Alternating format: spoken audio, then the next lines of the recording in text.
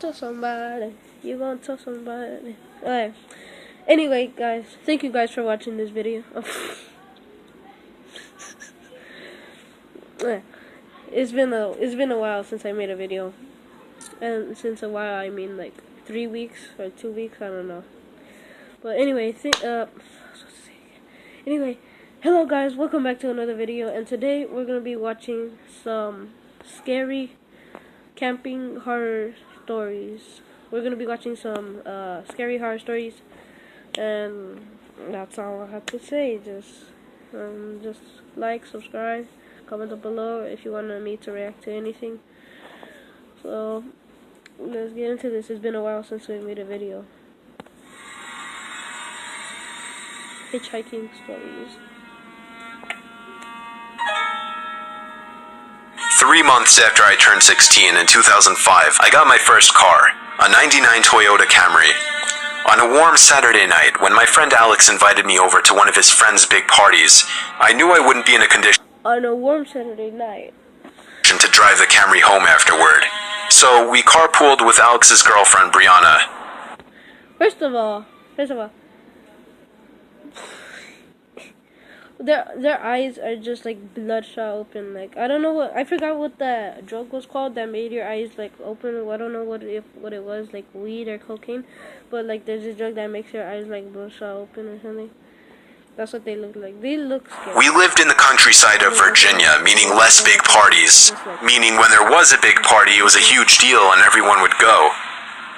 We lived about 5 to 10 minutes away from this kid's house. I knew where he lived as I was acquainted with him, but not exactly friends. The whole ride there, we took an acquaintance. The same 2-lane highway type road through the woods, and this kid's house was actually on this road further down. At certain points on this road, there were a few houses on either side, and then it would just go back to being a long, empty highway again. The house was tiny, like a lot of houses around the area, but the party was held outside anyways, since its closest neighbors were relatively far away, and noise wasn't an issue. Hello, my name is Cletus, and welcome to my farm.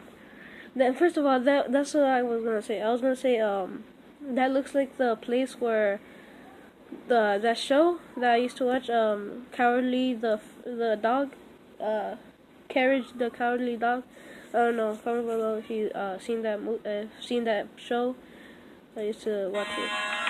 I'll skip most of the party up until the point that Brianna, who was supposed to be our designated driver, had to suddenly leave for a small family emergency. Alex said it was fine and that we'd find a ride home.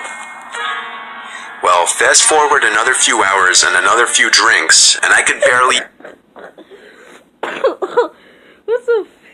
Did you see? First of all, did you see him? He's all like, okay. She had to go to like a family emergency, and then like it cuts to a clip where he's all like, we just stayed there and party, and then some guy flew out. Hold on, let's see that again. Then that was funny. Emergency. Alex said it was fine and that we'd find a ride home. Well, fast forward another few hours and another few drinks, and I could barely even walk straight. I checked my watch, and it was like 2 in the morning. I figured it was time to go. I started looking for Alex, but I couldn't find him. I'm drunk. I'm not crazy. You crazy. I'm crazy. This video is anywhere. In fact, it seemed like everybody I knew had already left. I could barely even think straight, but I was still furious at the fact that Alex could have actually left without me. I asked to use the party host's phone and dialed Alex's home number. After 2 tries, I gave up and then realized I shouldn't wake his family up. So, literally not knowing what else to do, I dizzily stepped out onto the road and began walking back home. I knew this walk would take anywhere from half an hour to an hour in my condition. He looks crazy. He's just like walking towards you. Imagine seeing that. Maybe after 15 minutes of walking down the road, the slight shine of car headlights on the road was fading in from behind me. Jumping for joy inside, I lifted up my arm and stuck out my thumb. As the car neared, it slowed down and came to a stop right next to me. The man driving the 98 Ford Explorer. Me and him, well, I went like that because he was putting his thumb up, and then me and him put our thumbs out at the same second. I was like this, and then I went down. Right when I went down, his thumb went down. Laura rolled down the window and asked where you headed. I told him my house was just down the road and beyond a right turn, probably slurring my words beyond comprehension. He chuckled and told me to hop in.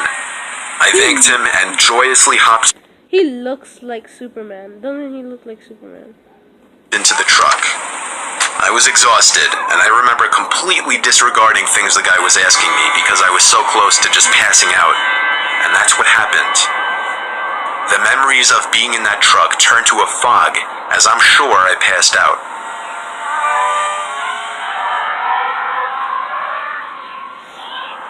The next thing I remember, I woke up still in the moving truck.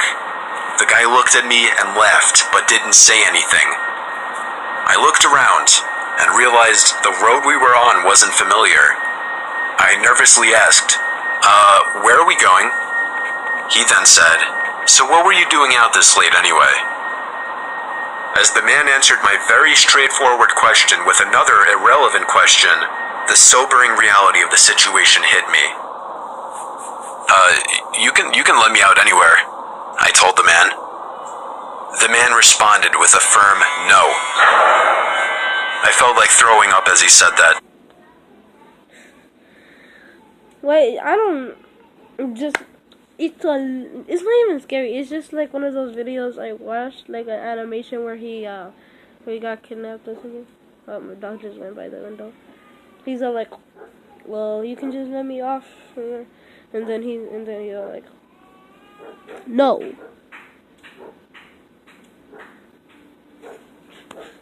Like, what? And then he's like, and then he just said he's about to puke, and then he just looks like, what? No, I really actually felt like I was going to throw up. I started to gag as I felt more and more nauseous by the second. The man took his eyes off the road to... Okay. Can you roll down the window? What? I bet he's going to... That's what I would do. I just stop. I'm gonna puke. Can you roll down the window? And if he doesn't, just puke on him. Look at me. And that's when I thought of the perfect distraction. I turned in his direction as I continued to gag, and he started to kind of lean away and slow down the car. That's what I said I was gonna do. Look at him and then pretend I'm gonna puke at him. Thankfully, I drank as much as I did because I finally threw up and made a point of doing it all over the man's lap. The man yelled in frustration and stopped the car, and that's when I took it upon myself to run for my life into the woods and duck behind a few bushes. The man came following into the woods with a flashlight, and on 2 separate occasions, he shined the light straight over me without noticing. Eventually, I heard his footsteps walk even further into the woods past me. That was when I ran back to his truck, but unfortunately, he was smart enough to lock it. By some miracle, I saw another car approaching in the distance, and I ran out into the middle of the street, waving my arms like a lunatic. The car tried to avoid me, but I wouldn't let it. They were forced to stop, and I yelled at them to help me before they came back. Once I told them that I was kidnapped by the man who was driving that Ford Explorer, the driver agreed to give me a lift. Not to the police station or anything, but to my house. I made it back safely where I couldn't thank the driver enough. I immediately woke up my parents and told them. My dad wanted to know if I got his tag number, and then I felt like punching myself in the face. I failed to get the simplest information from the guy that would have allowed me to actually properly report him. All I knew was that he drove a faded blue 99 Ford Explorer. I made sure to give Alex a piece of my mind, and part of me always held a grudge against him ever since, just for abandoning me at a party without telling me. I haven't seen him in 4 years now, however, and this was actually the first... That's a bad friend right there, leaving you at a party. First time I even thought about this incident for almost a year now. As time goes on, even the worst of memories may start to fade. But after writing this to share with the internet, it's once again fresh in my mind.